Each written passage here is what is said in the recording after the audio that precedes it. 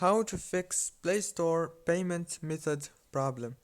Hello guys, in this new tutorial I'm gonna show you how to fix this problem easily and fast in less than 50 seconds. Yes guys, easily and fast. So all what you have to do is just open the settings on your phone, go to the apps, open the apps, and now you have to search for the Play Store here between all those apps and click on it, and then click on the data usage. Make sure that all those options are enabled. Go back, click on the storage, click on clear data, and then click on delete. Go back again, click on disable and enable again, and after that you have to turn off your phone and turn it on again, and that's it. Don't forget to like, subscribe.